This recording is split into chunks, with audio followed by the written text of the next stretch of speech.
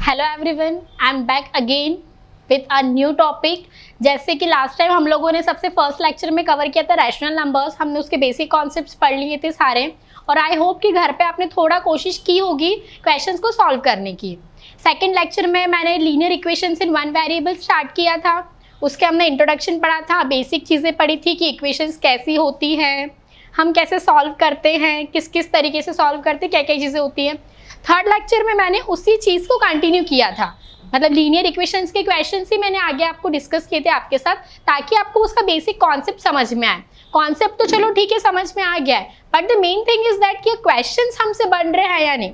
Ultimately हमको marks तो exam में क्वेश्चन से मिलने वाला है, तो क्वेश्चंस बन रहे हैं कि नहीं ये मैटर करता है। इसलिए मैंने थर्ड लेक्चर को कोई नया टॉपिक ना लेते हुए मैंने सेकंड लेक्चर को ही कंटिन्यू रखा, और मैंने आपको कुछ बेसिक क्वेश्चंस करवाने की कोशिश की, और आई थिंक 4 to 5 क्वेश्चंस हम लोगों ने कंप्लीट किए थे। तो आई जस्ट होप कि आप लोग वो सारी चीज़ें भी फॉलो कर रहे होंगे। अगर आप अभी पढ़ लोगे ना, तो जब हम लाइव पढ़ेंगे या हम जब साथ में जब एक्सरसाइजेस सॉल्व करेंगे, तो आपको बहुत इजीली सब कुछ समझ में आने वाला है। ठीक है, सो आई जस्ट होप कि आप कर रहे होंगे। अब हम प्रोसीड करते हैं हमारे फोर्थ लेक्चर की तरफ। तो आज मैं आप लोगों को पढ़ाने वाली हूँ डेटा हैंडलिंग। डेटा हैंडलिंग ऐसा है नहीं कि आप लोग ये फर्स्ट टाइम डेटा करके कुछ सुन रहे हैं, और हैंडलिंग करना तो हमको पता है, हैंडल करना, डेटा को हैंडल करना सिंपल सी चीज़ है, हमको नाम से समझ में आ रहा है। अब डेटा होता क्या है, कैसे हैंडल करते हैं, क्यों हैंडल करते हैं, और क्या क्या तरीके होते हैं डेटा को हैंडल करने के, वो सारी चीज़ें हम लोग डिस्कस करते हैं अभी। ठीक है, तो हम लोग स्टार्ट करते हैं। First of all I just want to ask you, data होता क्या है। अब देखो, डेटा कुछ भी हो सकता है। आप जिस भी स्कूल में पढ़ते हो वहाँ कितने बच्चे हो, ये एक डेटा है। आप एक क्लास में कितनी स्ट्रेंथ है, वो उस पर्टिकुलर क्लास का डेटा है। कितने बच्चों के नाम क्या क्या हैं, रोल नंबर वाइज कैसे अरेंज होंगे, कितने ऑटो से आते हैं, कितने बस से आते हैं, कितने स्कूल बस अवेल करते हैं, कितने प्राइवेट आते हैं, कोई किसको पेरेंट्स छोड़ने आते हैं। इन सब चीज़ों को मेंटेन करना, किसी भी इंफॉर्मेशन को, किसी भी डेटा को मेंटेन करना, उसको प्रॉपरली रिप्रेजेंट करना होता है डेटा को हैंडल करना। जब तक हम डेटा को हैंडल नहीं करेंगे प्रॉपरली, हम रिप्रेजेंट नहीं करेंगे, तब तक हम उसको सेकेंड टाइम नहीं कर पाएंगे। मतलब अगर अभी मैंने आपसे पूछा कि आपके तीनों सेक्शंस में, अगर 8th क्लास की बात कर लेते हैं, मैंने किसी भी पर्टिकुलर टीचर से पूछा कि गोकुलदास में 8th क्लास में कितने बच्चे हैं, या उसमें कितने हैं जो प्राइवेट बस से आते हैं और कितने हैं जो स्कूल बस अवेल करते हैं, तो वो कैसे रिप्लाई देगा सामने वाला। अगर उसके पास पर्टिकुलर डेटा मेंटेन है स्कूल में, पर तो वो 8th क्लास का सर्च कर लेंगे, वहाँ पर आपको मेंशन हो जाएगा कि इतने बच्चे स्कूल बस से अवेल करते हैं, इतने ऑटो से आते हैं, इतने बाय वॉक आते हैं, और इतने को पेरेंट्स छोड़ने आते हैं बाय प्राइवेट व्हीकल्स।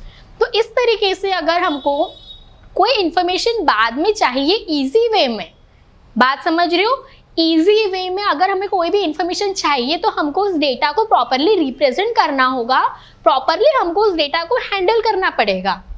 और अभी तो क्या है कि पहले बहुत फाइल वाला सिस्टम चलता था कि सब कुछ लिख कर रखते थे। अभी तो ऐसा कुछ है नहीं, हमको बहुत अच्छे से पता है कि सारी चीज़ें, सारी इन्फॉर्मेशन हम कंप्यूटर में फीड करके रखते हैं, ताकि हम उसको ईजिली वहाँ से रिट्राइव कर ले और हम उसको आगे यूज़ कर ले जब भी हमको इन्फॉर्मेशन हो की ज़रूरत हो। ठीक है, तो अभी मैं आपको ये बताती हूँ कि डेटा क्या होता है। ठीक है, डेटा मतलब किसी भी चीज़ की इंफॉर्मेशन। अब वो किसी भी टाइप का डेटा हो सकता है। अगर मैं सिंपल वे में बात करूँ, तो अगर मैं आपकी क्लास के बच्चों की हाइट की बात करती हूँ, अगर मेरे पास सभी बच्चों की हाइट से, मतलब मेरे पास बच्चों की हाइट का डेटा है, मेरे पास इंफॉर्मेशन है कि किस बच्चे की हाइट कितनी है, तो अभी मेरे को उस डेटा को हैंडल करना है, तो मैं कैसे हैंडल करूँगी। ठीक है, अभी अगर आपकी क्लास में 30 स्टूडेंट्स हैं,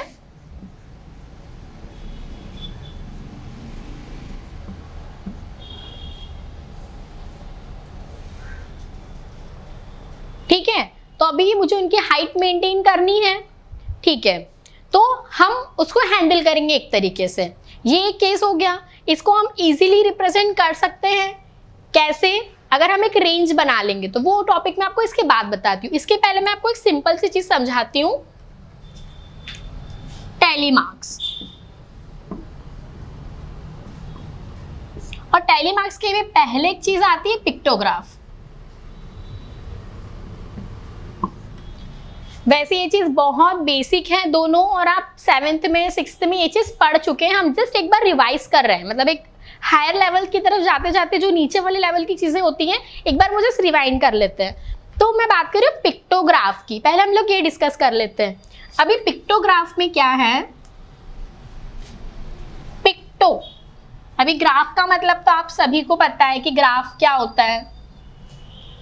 ग्राफ का मतलब तो आपको पता है, ग्राफ पेपर आप सभी ने देखे हुए हैं, हमारे प्रैक्टिकल कॉपीज के पीछे भी ग्राफ पेपर बने आते हैं। ग्राफ पेपर में हम ग्राफ्स ड्रॉ करते हैं, तो ग्राफ वाला कॉन्सेप्ट तो क्लियर है कि हम डायग्रामेटिकली किसी भी डेटा को रिप्रेजेंट करते हैं, वो ग्राफ होता है। अभी पिक्टोग्राफ, पिक्टो का मतलब होता है पिक्चर, पिक्टो का मतलब होता है पिक्चर।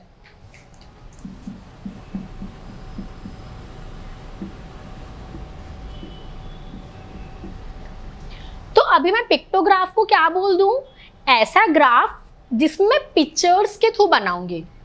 किसके थ्रू बनाऊंगी, पिक्चर्स के थ्रू। तो अभी पिक्चर्स में क्या हो जाएगा, वो क्वेश्चन में आया तो आपको गिवन होगा, जब भी आप इस टाइप के कोई क्वेश्चन सॉल्व करोगे या किसी डेटा को रिप्रेजेंट करोगे तो आपको उस क्वेश्चन में मेंशन होगा कि आपको कौन सा पिक्चर लेना है। आपको एक बॉल लेना है, एप्पल लेना है, पेन लेना है, आपको क्या लेना है। तो भी सिंपल से हम एक बॉल ले लेते हैं, ठीक है। अभी मैंने एक बॉल कंसिडर कर ली। अब ये एक बॉल सिर्फ एक ही चीज को रिप्रेजेंट नहीं करेगी, एक बॉल एक ही चीज को रिप्रेजेंट नहीं करेगी। बोलने से मेरा मतलब है कि उस एक बॉल के अंदर हम 10 चीजें ले लेते हैं, 10 यूनिट्स। अभी मैं कोई स्टूडेंट वाला क्वेश्चन अज्यूम कर लूंगी, तो इसलिए मैं एक बॉल के अंदर कितने स्टूडेंट्स अज्यूम कर रही हूँ, 10। मतलब अगर मैंने 2 बॉल्स बनाई है मतलब मैं 20 स्टूडेंट्स की बात कर रही हूँ, ठीक है। तो अभी हम एक यहाँ पर एक बना लेते हैं टैली मार्क्स पिक्टोग्राफ वाला।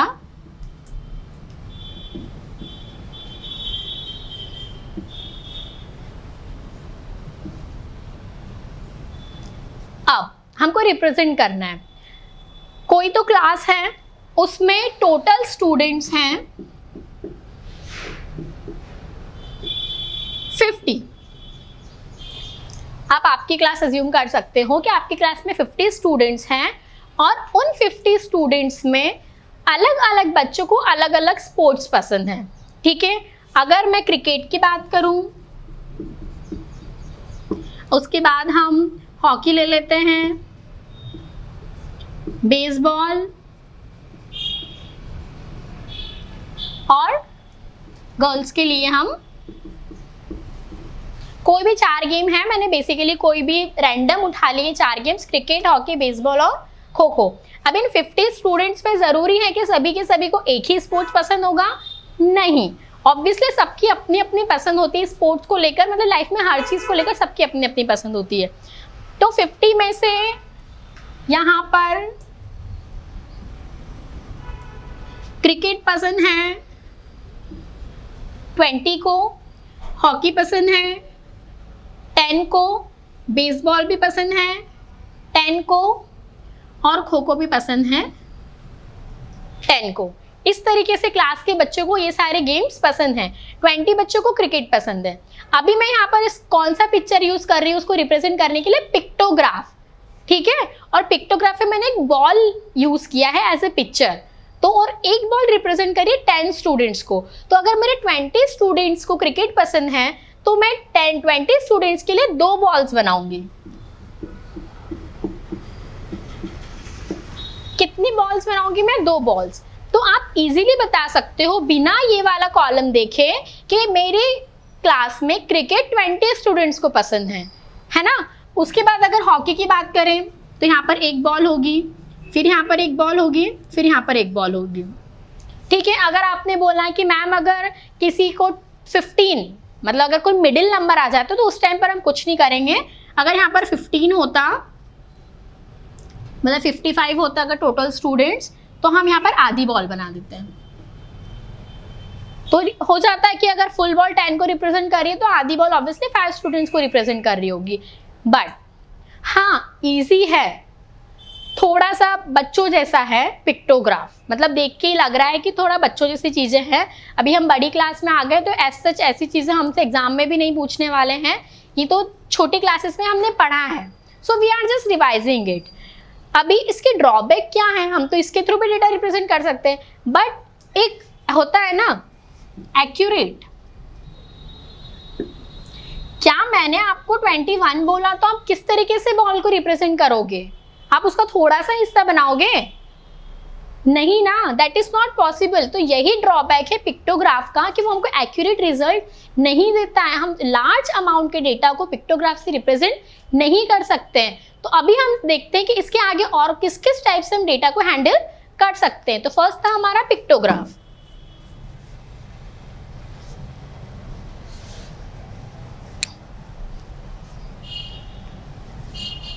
सेकंड जैसे मैंने आपको बताया टैली मार्क्स।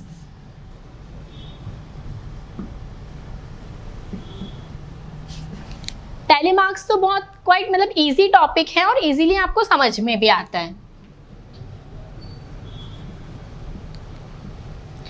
टैली मार्क्स में क्या क्या चीजें होती हैं, फॉर एग्जाम्पल अगर हम बात करते हैं कि किसको कौन सा फ्रूट पसंद है, ठीक है, तो यहाँ पर मैं फ्रूट का नाम लिख देती हूँ, फ्रूट नेम।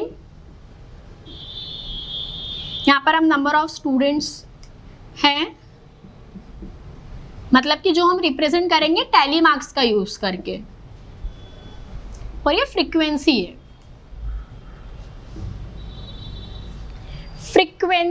फ्रीक्वेंसी का मतलब होता है कि एक ही चीज कितनी बार रिपीट हो रही है, एक ही चीज कितनी बार रिपीट हो रही है। मतलब अगर मैंने कोई सच स्मॉल एग्जांपल ले लिया 5 2 3 1 5 5 1 1, ठीक है, अभी मैंने आपको बोला कि मुझे 5 की फ्रीक्वेंसी बताओ। फ्रीक्वेंसी इन द सेंस कि वो चीज कितनी बार रिपीट हो रही है। अगर मैंने आपसे 5 की फ्रीक्वेंसी पूछी है तो आप 5 को काउंट करोगे कि 5 कितनी बार उस क्वेश्चन में आ रहा है, 1 2 एंड 3, मतलब 5 की फ्रीक्वेंसी क्या है 3, मतलब वो 3 टाइम्स उस क्वेश्चन में आ रहा है, ये होता है फ्रीक्वेंसी।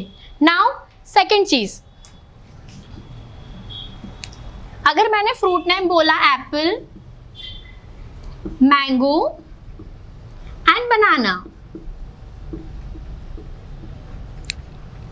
अभी मुझे जो ये डेटा है फ्रीक्वेंसी वाला वो टैली मार्क्स पे रिप्रेजेंट करना है। तो अभी मैं आपको रिवाइज करवा देती हूँ कि टैली मार्क्स को हम कैसे रिप्रेजेंट करते हैं। आई नो आप सभी ने पढ़ा है, हम जस्ट रिवाइज कर रहे हैं। अगर एप्पल का हम देख लें 11, ये हम देख लें 21 22 ले लेते हैं, और इसको हम देख लेते हैं 7, ठीक है। अभी हम इसको टैली मार्क्स में रिप्रेजेंट करते हैं, तो क्या होगा, टैली मार्क्स कैसे रिप्रेजेंट करते हैं 11, सो 1 2 3 4 4 तक तो हमको सिंपल लाइंस बनानी है। 5 जैसे ही हम 5 पर आते हैं हम एक और लाइन नहीं बनाएंगे, दैट विल बी डायगोनल, उसको हम स्लैंटिंग करेंगे, मतलब कि इसको इस वे में बनाएंगे। तो 1 2 3 4 5।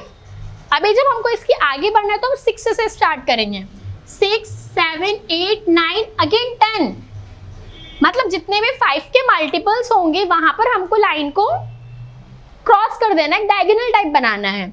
तो कितना हो गया, 5 और 5 10 एंड 1 11। इस तरीके से मैं टैली मार्क्स में डेटा को रिप्रेजेंट करूंगी। अभी मैं मैंगो का बता देती हूँ, 1 2 3 4 5 6 7 8 9 10 11 12 13 14 15 16 17 18 19 20 21 22 1 2 3 4 5 6 7। आई होप टैली मार्क्स वाला कॉन्सेप्ट आपको क्लियर हो गया होगा। अभी हम नेक्स्ट प्रोसीड करते हैं कि और किस किस तरीके से हम डेटा को मेंटेन या हैंडल कर सकते हैं। अब एक होता है कि डेटा को हम ऑर्गेनाइज कैसे करते हैं। क्या हम डेटा को ऑर्गेनाइज कैसे करते हैं, आपको बहुत सारा कोई रैंडम डेटा गिवन है, जैसे भी आपको मैंने फ्रीक्वेंसी वाला बताया, तो वहां पर हम टैली मार्क्स को यूज करते हैं और डेटा को ऑर्गेनाइज करते हैं। फ्रीक्वेंसी मतलब एक चीज कितनी बार आ रही है, सेकेंड डेटा को ऑर्गेनाइज करना और फिर उसको ग्रुप करना।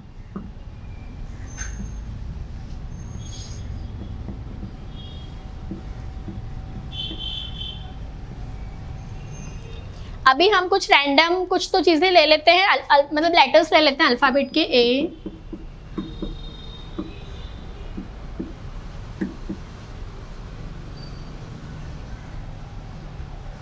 इसकी बजाय हम नंबर से ले लेते हैं, वो इजी होगा समझने में।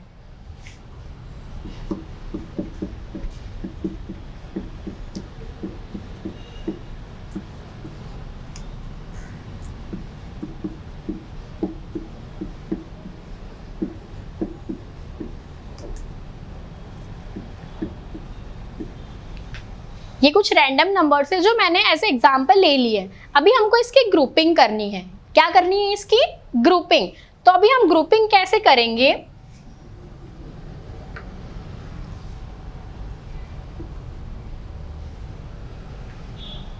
अभी हम इसकी एक रेंज बना लेंगे, मतलब इतने डेटा को हम कैसे रिप्रेजेंट करेंगे। एक रेंज बना लेते हैं कि यहां पर क्या होगा, 1 से 10 तक, 1 से 10 तक होगा नंबर। इसी को भी हम टैली मार्क्स में रिप्रेजेंट कर सकते हैं, 1 से 10। अभी हम इसमें काउंट कर लेंगे कि कितने नंबर्स हैं जो 1 से 10 के बीच में आते हैं। ठीक है, वो हमारी एक रेंज हो जाएगी। फिर हम देखेंगे कितने नंबर्स हैं जो 10 to 20 के बीच में आते हैं, कितने हैं जो 20 to 30 के बीच में आते हैं, एंड सो ऑन। जितना भी हमारा क्वेश्चन है, किस टाइप पे कितनी रेंज है उसमें, उस हिसाब से हम देख लेंगे। अगर जो नंबर्स है वो हंड्रेड्स में है, थाउजेंड्स में है, तो उस हिसाब से हम हमारी रेंज को वेरी कर लेंगे। अभी हम काउंट करते हैं कि 1 से लेके 10 के बीच में कितने नंबर्स आ रहे हैं। 1 2 3 4 5। कितने नंबर्स हैं? 5। मतलब मेरी फ्रीक्वेंसी कितनी है? 5। 5 नंबर हैं जो इनके बीच में आ रहे हैं। तो अभी मैं यहाँ पर 1 2 3 4 5। सेकेंड, 10 से लेके 20 के बीच में 1 2। तो 10 to 20 आ जाएंगे मेरे पास 2, तो 1 2। नेक्स्ट में बात करी 20 से 30, 1 2 3 4, 1 2 3 4 एंड सो ऑन। जो ये दो नंबर हैं 30 से 40 के बीच में। इस तरीके से हम डेटा को ग्रुप करते हैं। मतलब जब हमारे पास लार्ज अमाउंट ऑफ डेटा होता है तो हम एक एक नंबर को ना लेते हुए ग्रुप बना लेते हैं कि 1 से 10 का एक ग्रुप है, 10 से 20 का एक ग्रुप है, 20 से 30 का एक ग्रुप है, एंड सो ऑन, ताकि चीजें हमारी जल्दी हो जाती है। ठीक है, ये एक चीज थी ग्रुपिंग ऑफ डेटा। अभी हम नेक्स्ट पढ़ते हैं कि और कौन कौन से तरीके होते हैं जिससे कि हम डेटा को हैंडल कर सकते हैं।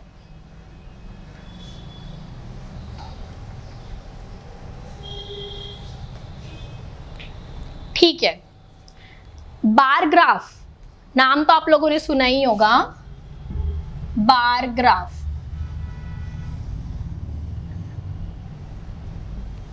ग्राफ तो हम सबको पता है, ग्राफ पेपर होता है उस पर हम ग्राफ बनाते हैं।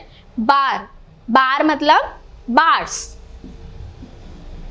इस टाइप के जो बार्स होते हैं। तो अभी हम जो डेटा रिप्रेजेंट करने वाले हैं बार ग्राफ के फॉर्म में, उसमें हम एक बार ग्राफ बनाएंगे। मतलब दैट मीन्स कि उसमें बार होंगे जिनकी विड्थ सेम होगी, हाइट डिफरेंट हो सकती है, सेम भी हो सकती है। दैट डजंट मीन कि वो कभी सेम नहीं होगी, सेम भी हो सकती है और डिफरेंट भी हो सकती है हाइट। ठीक है, बट जो विड्थ है, मतलब कि अगर मैंने कोई बनाया है बार ग्राफ तो उसमें जो ये विड्थ है,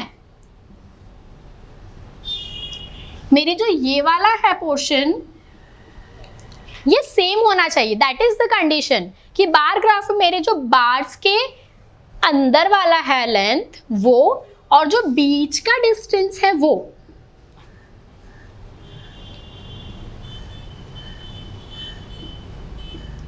अंदर वाली गैपिंग एज वेल एज जो बार्स के बीच में डिस्टेंस है वो सभी में सेम होना चाहिए। That is the way to represent the data.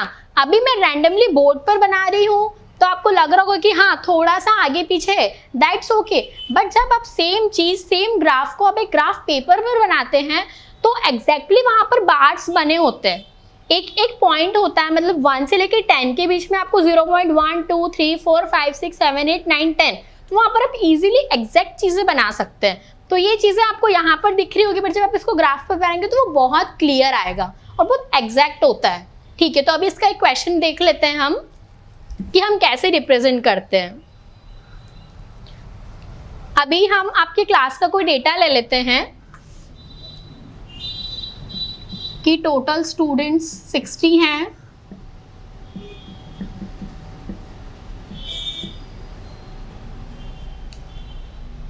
अब ऐसा है कि क्लास में सभी बच्चों को अलग अलग सब्जेक्ट पसंद होते हैं, या तो उसका ये रीजन होता है कि आपको इस सब्जेक्ट पर आपकी कमांड है या आपको वो बहुत अच्छे से समझ में आ जाता है। सेकंड चीज होती है कि कुछ बच्चों को कुछ फैकल्टीज से होता है अटैचमेंट, तो उनकी वजह से उनको सब्जेक्ट बहुत अच्छा लगता है। ऐसे बहुत सारे रीजन होते हैं। तो अभी हम एक सिंपल सा एग्जांपल ले लेते हैं। टोटल स्टूडेंट 60 है, ठीक है। तो कितने बच्चों को कौन सा सब्जेक्ट पसंद है, उस डेटा को हम रिप्रेजेंट करते हैं बार ग्राफ के थ्रू, ठीक है। तो यहाँ पर हमको एक स्केल लेनी होती है। स्केल मीन्स वो रूलर नहीं जो आप लोग यूज करते हो बनाने के लिए बार ग्राफ। स्केल मतलब कि आप 1 सेंटीमीटर में, 1 सेंटीमीटर मतलब कि जो आपकी कॉपी में ये बना हुआ है ग्राफ पेपर में जो बना हुआ है, तो जो ये 2 लाइंस के बीच का रहेगा वो किसको रिप्रेजेंट कर रहा है। तो अगर मैं 60 स्टूडेंट्स की बात कर रही हूँ, हम हमेशा स्केल लेते हैं जो हमारे पास पर्टिकुलर डेटा है उसके अकॉर्डिंग। दैट मीन्स अगर यहाँ मेरे पास हंड्रेड्स में डेटा होता, 500 स्टूडेंट होते, तो मैं शायद 100 का लेती, that 1 centimetre will represent 100 units. पर अभी मैं यहाँ पर क्या लिखूंगी, 1 सेंटीमीटर और 1 यूनिट विल रिप्रेजेंट 10 स्टूडेंट्स। आप उसको लिख सकते हैं, ठीक है। ये स्केल है। तो मेरा यहाँ 0 से स्टार्ट होगा, देन यहाँ पर 10, 20, 30, 40, 50, 60। हमारी क्लास में 60 है तो 60, 70 दैट्स ओके। ये हमने इतने कॉमन गैप में ड्रॉ कर लिया है। अभी हम स्टार्ट करते हैं। आपके पास ऑब्वियसली डेटा होगा कि किसको कितना पसंद है। तो फॉर एग्जाम्पल इस साइड में आपको लिख देती हूँ इंग्लिश। इंग्लिश क्लास में 15 स्टूडेंट्स को पसंद है। मैथ्स क्लास में 25 स्टूडेंट्स को पसंद है।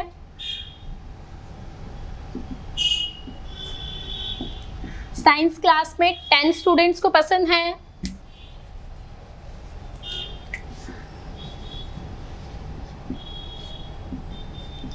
और एसएसटीबी क्लास में 10 स्टूडेंट्स को पसंद है। तो अभी क्या होगा कि अभी हमको ये डाटा बार ग्राफ में रिप्रेजेंट करना है। तो हम कैसे करेंगे, पहले हम ले लेते हैं इंग्लिश। इंग्लिश के कितने स्टूडेंट्स हैं, 15। अभी हमने जो यहाँ पर स्केल लिया है वो 10 का है। और जब आप इसको मतलब ग्राफ पेपर में बनाते हैं तो आपको यहाँ पर एक एक पॉइंट का मिल जाएगा, 1 2 3 4 5 6 7 8 9 और 10, ऐसे आपको बिल्कुल माइनर वाला मिल जाएगा। तो जब आप इसको ग्राफ पेपर में बनाएंगे तो जो आपका ग्राफ है बहुत एग्जैक्ट बनने वाला है, वो बिल्कुल एक्यूरेट होगा। तो अभी मैं बात कर रही हूँ 15 की, तो 15 कहाँ पर आएगा, ऑब्वियसली 10 और 20 के बीच में। तो यहाँ पर मैं काउंट करूंगी 10 के बाद 11 12 13 14 एंड 15। मतलब यहाँ पर this bar will represent the number of students those who are liking English, ठीक है। कितने हैं, 15। ये मैं आपके यहाँ समझने के लिए लिख रही हूँ, वैसे यहाँ पर नहीं लिखना होता, वो तो यहाँ से देखकर ही पता चल जाता है, ठीक है। मतलब ये हमारे रिप्रेजेंट कर रहे हैं नंबर ऑफ स्टूडेंट्स। ये चीज तो आपको पता ही, ये एक्स एक्सिस है और ये वाई एक्सिस है। तो जो हमारी एक्स एक्सिस है वो रिप्रेजेंट कर रही है सब्जेक्ट्स को, तो ये आपको मेंशन करना होता है कि ये सब्जेक्ट्स को रिप्रेजेंट कर रही है और ये हमारे नंबर ऑफ स्टूडेंट्स को रिप्रेजेंट कर रही है। तो 15 इंग्लिश का हो गया। अभी हम मैथ्स की बात करते हैं। मैथ्स में 25, that means 25 will come between 20 and 30। तो अभी हम 20 और 30 को देखते हैं। यहाँ पर हम फिर से काउंट करेंगे 21, 22, 23, 24 एंड 25। दैट मीन्स कि जो यहाँ पर आएगा ये आपका होगा मैथ्स के लिए, ठीक है। उसके बाद आपके पास है साइंस, 10 स्टूडेंट्स, तो ये आपका आएगा साइंस के लिए। और as it is 10 students SST के लिए, तो वो आप बना लोगे एसएसटी के लिए, ठीक है। आई होप ये चीज़ आपको क्लियर होगी कि हमको बार ग्राफ में डेटा को कैसे रिप्रेजेंट करना है, बार ग्राफ को हम कैसे बनाते हैं। स्केल इंपॉर्टेंट होती है कि आप कितना स्केल ले रहे हैं, और स्केल लेना हर क्वेश्चन के लिए डिफरेंट होता है। वो डिपेंड करता है कि आपके पास किस टाइप का डेटा है। अगर 2 के फॉर्म में डेटा है, फॉर एग्जाम्पल 22 है, 48 है, 26 है, 32 है, अगर 2 के फॉर्म में है तो फिर हम कुछ तो यहाँ पे 2 का डेटा लेंगे, ठीक है। वो डिपेंड करता है क्वेश्चन के ऊपर कि किस टाइप का आपको स्केल लेना है। सेकेंड चीज, बार ग्राफ के जैसा ही एक और होता है, that is double bar graph. That is double bar graph. आपको नाम सुनकर ही लग रहा होगा कि double bar graph in the sense कि बार ग्राफ जैसे कुछ है बट कुछ तो चीज रिपीट होने वाली, इसलिए उसको हम डबल बार ग्राफ बोल रहे हैं। Double bar graph, double bar in the sense कि बार हमको एक बार और बनाने हैं, मतलब उसमें बार्स 2 बार आएंगे। अभी हम टाइम वेस्ट नहीं करते, हम सेम क्वेश्चन ले लेते हैं और इसी में मैं आपको डबल बार ग्राफ भी एक्सप्लेन कर देती हूँ। टाइम वेस्ट होगा, मैं फिर से कोई अलग एग्जांपल लूंगी और पूरा फिर से ड्रॉ करूंगी। तो अगर मैं आपको बोल दूं कि जो ये डेटा था मेरे पास, ये था मेरे पास 2018-19 का, ये डेटा था मेरे पास 2018-19 का, मतलब कि जब आप 7th से, मतलब आप जब 7th में थे, ठीक है, जब आप 7th में थे 18-19 में, तो तब आपको सब्जेक्ट पसंद थे इसके अकॉर्डिंग। बट मुझे फिर से एनालाइज करना है कि मेरी क्लास में क्या बच्चों का इंटरेस्ट चेंज हुआ है, क्या उनके सब्जेक्ट को लाइक करने की चीज़ों में कुछ चेंजेस आए हैं। हो सकता है कि अभी आपको इंग्लिश पसंद था बट अभी आपसे मैथ्स बहुत अच्छा बनने लग गया है, तो आपको मैथ्स पसंद आ गया है, तो डेफिनेटली इंग्लिश के बच्चे कम होकर मैथ्स में बढ़ जाएंगे। कुछ बच्चों को साइंस में इंटरेस्ट होता है, बेसिकली जिनको स्टार्टिंग से जिनका एम होता है कि मुझे बायोलॉजिकल फील्ड में जाना है, मेडिकल फील्ड में जाना है और मुझे 11th में बायो लेना है, तो वो मतलब रहता है एक इंटरेस्ट कि हाँ मुझे बायो लेना है, तो साइंस में उसका ज़्यादा इंटरेस्ट होगा, तो हो सकता है वो इंग्लिश से यहाँ पर कन्वर्ट हो जाए, ठीक है। तो अभी ये डेटा जो था हमने 18-19 का किया 7th क्लास का, ठीक है। अभी अगर मैं आपको बोलूँ कि मुझे सेम ग्राफ में आपके 7th का डेटा और 8th का डेटा दोनों चाहिए, मुझे दोनों को कंपेयर करना है कि किस सब्जेक्ट को पसंद करने में, मतलब कम बच्चे पसंद कर रहे हो, किस सब्जेक्ट में बच्चे ज़्यादा पसंद कर रहे हैं as compared to last year. Basically हम डबल बार ग्राफ तभी यूज़ करते हैं जब हमको कंपेयर करनी होती है चीज़ें, है ना। तो देखो 2 चीज़ें हैं, या तो आप एक हाथ में ये वाला बार ग्राफ ले लो, फिर आप इस साल का 7th का बनाओ, 8th का बनाओ, फिर आप ऐसे ऐसे टैली करो कि इसमें ये है, इसमें ये है। I think that is time consuming, so it's better कि हम लोग एक ही बार ग्राफ में दोनों साल के डेटा को रिप्रेजेंट कर दें, तो क्या होगा कि जो कंपैरिजन होगा वो हमारा काफ़ी ईजी हो जाएगा। तो अभी हम क्या करेंगे कि इस टाइप का एक और बार डेटा हमारे पास आएगा, नए साल वाला डेटा, ठीक है। तो अभी ये है हमारा 7th क्लास वाला डेटा, ठीक है। अभी हमारे पास स्पेस की थोड़ी कमी है, तो मैं स्केल वगैरह यहाँ से रब कर देती हूँ क्योंकि वो तो हम लोग ऑलरेडी बना चुके हैं। अभी मैं आपको यहाँ पर डेटा बता देती हूँ 8th क्लास का।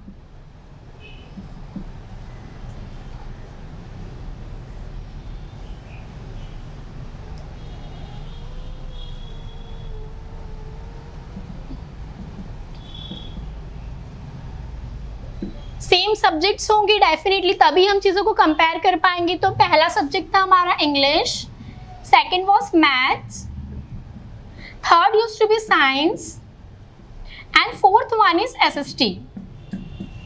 अभी ये 4 सब्जेक्ट्स हैं हमारे पास, और अगर हम नए साल का डेटा देखें, दैट मीन्स हम 8th का अगर डेटा देखते हैं, तो इंग्लिश में बच्चों का इंटरेस्ट कम हुआ है, क्योंकि जैसे जैसे हम बड़ी क्लासेस में जाते हैं इंग्लिश का जो एक लेवल है वो हर सब्जेक्ट का वैसे लेवल इंक्रीज होता जाता है, बट इंग्लिश में ग्रामर में बच्चों को ज़्यादा प्रॉब्लम्स आने लगती है क्योंकि चीज़ें एक्सपांड होती जाती है, इंक्रीज होती जाती है। तो इंग्लिश में बच्चों का interest as compared to 7th 8th में थोड़ा कम हो गया है। तो पहले वो 15 था, तो अभी वो हो गया है 10, ठीक है। हो सकता है ना चेंज, सबकी पसंद हर टाइम पे बदलती रहती है, आज मुझे ये पसंद है कल मुझे ये पसंद नहीं होगा, ठीक है। अभी मैथ्स पहले 25 स्टूडेंट्स को पसंद था, ठीक है, बट अभी क्या हुआ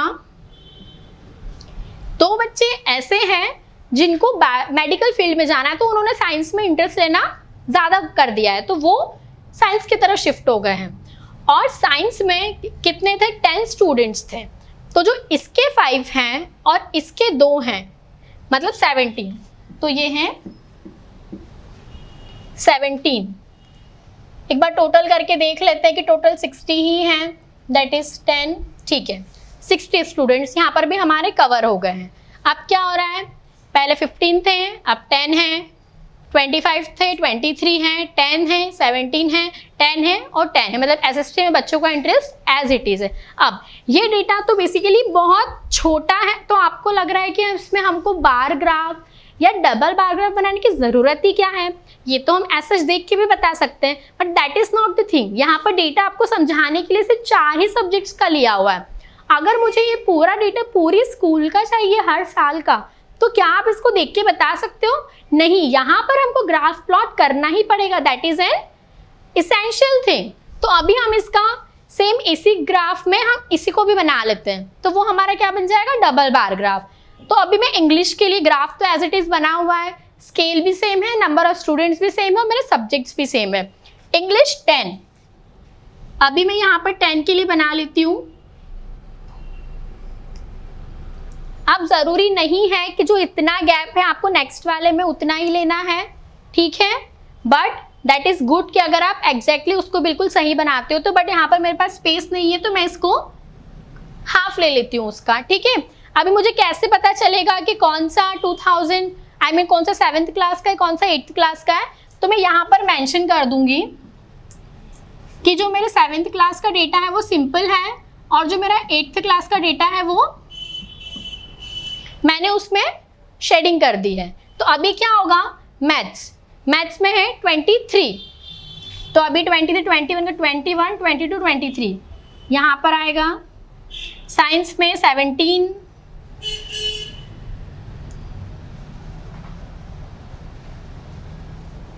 उसके बाद एसएसटी में 10 एज इट इज।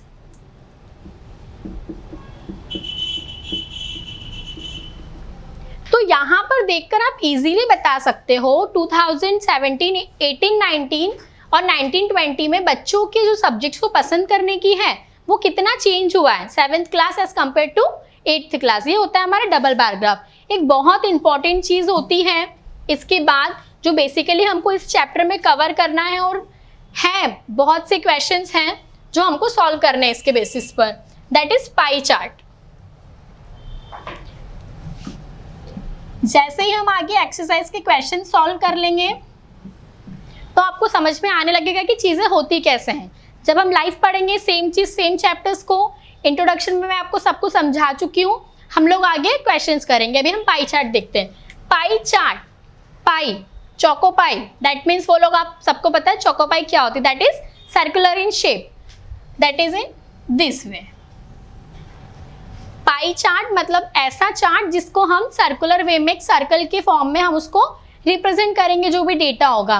अगर मैं बोलती हूँ म्यूजिक, अब ऐसा तो नहीं है कि सबको एक जैसा म्यूजिक पसंद होता है, किसी को सॉफ्ट म्यूजिक पसंद होता है, किसी को म्यूजिकल पसंद क्लासिकल पसंद होता है, या किसी को लाउड म्यूजिक पसंद होता है। तो अभी अगर हमको ये डेटा को रिप्रेजेंट करना है, तो अगर कोई सर्वे हुआ है, खरगोन का ही सर्वे मान लेते हैं कि खरगोन में सर्वे हुआ है और यहाँ से हमको परसेंटेज वाइज पता चला है कि जो 50% लोग हैं उनको लाउड म्यूजिक पसंद है, स्पेशली जो टीनेजर्स होते हैं।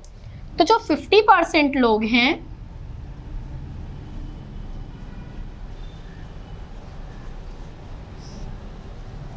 उनको क्या पसंद है, यहाँ पर लिख लेते हैं लाउड म्यूजिक। और जो 10% लोग हैं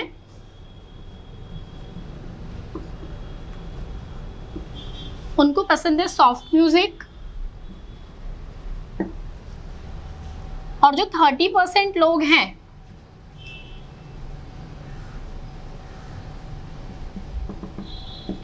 उनको पसंद है क्लासिकल म्यूजिक।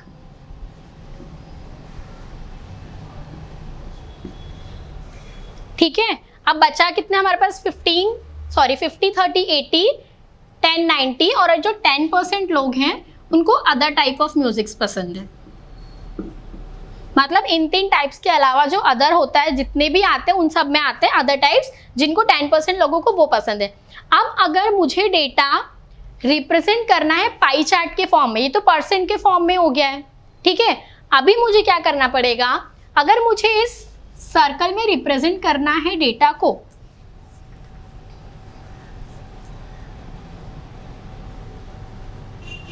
ये तो परसेंट के फॉर्म में हो गया, ये हमारे किसी काम का नहीं है, ये तो आपको टेबुलर फॉर्म में आएगा इस हिसाब से कि ये किस टाइप का म्यूजिक है और कितने परसेंट लोगों को पसंद है। लाउड 30%, सॉफ्ट 10%, क्लासिकल, सॉरी ये क्लासिकल है, सॉफ्ट और ये अदर टाइप्स 10%। अभी हमको ये डेटा रिप्रेजेंट करना है पाई चार्ट के फॉर्म में। तो अब हम क्या करेंगे, अगर हमको पाई चार्ट बनाने हैं, मतलब हमको इसको अलग अलग पार्ट्स में डिवाइड करना है, तो हम ऐसे बिना मतलब रैंडमली तो नहीं कर देंगे। जैसे मैंने इसके पहले आपको सिर्फ डेटा रिप्रेजेंट करके बताया था, डेटा अगर ऐसा है तो हम उसको कैसे करेंगे। अभी हमको इस परसेंटेज को एंगल्स में कन्वर्ट करना पड़ेगा। किस में कन्वर्ट करना पड़ेगा, एंगल्स में। अभी देखते हैं, उसको हम सेंट्रल एंगल बोलते हैं, एक बेसिक टर्म है उसके लिए, सेंट्रल एंगल। तो अभी हम इसको कैसे करेंगे, लाउड म्यूजिक 50% है ना, टोटल परसेंट कितना होता है 100। तो अभी हम इसको टोटल से क्या करेंगे, डिवाइड, समझ में आ रहा है आपको, टोटल से डिवाइड करेंगे तो हमारे पास क्या आ जाएगा 1/2। अभी हमारे पास फ्रैक्शन आ गया है, बट अभी फ्रैक्शन आ गया है, बट अभी हमको सेंट्रल एंगल फाइंड करना है। कितना एंगल होता है 360 डिग्री। एंगल कितना होता है टोटल 360 डिग्री। तो अभी हम इसको 360 से क्या करेंगे, मल्टीप्लाई। तो यहाँ पर हमको एंगल पता चल जाएगा, ये इससे कैंसिल होगा 180 टाइम्स, मतलब जो हमारे लाउड म्यूजिक के लिए आएगा वो हमारा 180 डिग्री का एंगल है। सेकंड, अगर मैं क्लासिकल म्यूजिक की बात कर रही हूँ तो वो फिर 30% लोगों को पसंद है। सो 30% upon total percent, that means 100, और हमारे एंगल 360 डिग्री। तो यहाँ से ये 0 इससे कैंसिल होगा, ये 0 इससे कैंसिल होगा। सो 36 × 3 दैट इज 108। सॉफ्ट म्यूजिक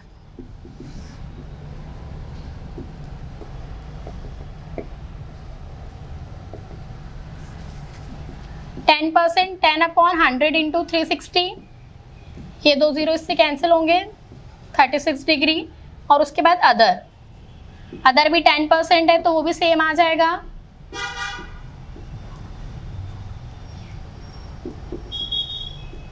अभी हमारे पास 4 एंगल आ चुके हैं। फर्स्ट है 180, देन 108, देन है 36 और है 36। तो अभी हमको यहाँ पर इसको डिवाइड करना होगा, दैट मीन्स कि हमको एंगल रिप्रेजेंट करने होंगे। तो हम क्या करेंगे, 180 डिग्री इजी है बनाना, हम प्रोटेक्टर के यूज से इसको बनाएंगे। पहले हम 180 डिग्री कर देंगे, दैट मीन्स जो ये वाला इसका पार्ट है ये रिप्रेजेंट करेगा लाउड म्यूजिक को, मतलब 180 डिग्री का एंगल है। उसके बाद हमारे पास है 108 डिग्री। अभी इसको प्लॉट बनाने का एक तरीका होता है प्रोटेक्टर से, जो मैं आपको सिखाऊंगी जब हम ये इस टाइप के क्वेश्चंस करेंगे। अभी मैं आपको बता देती हूँ, यहाँ पर बना लेंगे 108, उसके बाद ये वाला हो जाएगा 36। ये दो हमारे हो जाएंगे सॉफ्ट और अदर म्यूजिक, और ये 108 वाला हो जाएगा हमारा क्लासिकल म्यूजिक। इस तरीके से अगर हमको कोई भी डेटा परसेंटेज के फॉर्म में गिवन है या फ्रैक्शन के फॉर्म में गिवन है, अभी हमारे पास क्या था, परसेंट के फॉर्म में था, तो पहले हमने उसको फ्रैक्शन में कन्वर्ट किया। फ्रैक्शन में कन्वर्ट करने के बाद हमने उसका एंगल फाइंड किया। बट बहुत सारे क्वेश्चंस में आपको फ्रैक्शन गिवन होगा, अगर 50 दिया, 20 दिया, 30 दिया और टोटल 100 है तो फ्रैक्शन होगा। फ्रैक्शन के बाद हम सेंट्रल एंगल निकालेंगे, और सेंट्रल एंगल निकालने के बाद हम डेटा को इस तरीके से पाई चार्ट में रिप्रेजेंट करेंगे। एज सच इस इंट्रोडक्शन लेक्चर में मैंने आपको वो सारे मैक्सिमम टॉपिक्स कवर कर दिए जिनके बेसिस पे आगे हमारी एक्सरसाइज में क्वेश्चंस है। तो इसके बाद हम लोग मिलते हैं लाइव सेशंस में, जहां पर हम हर एक क्वेश्चन डिस्कस करेंगे। आई होप आपको लेक्चर में सब कुछ समझ में आया होगा। Will meet soon. Thank you so much.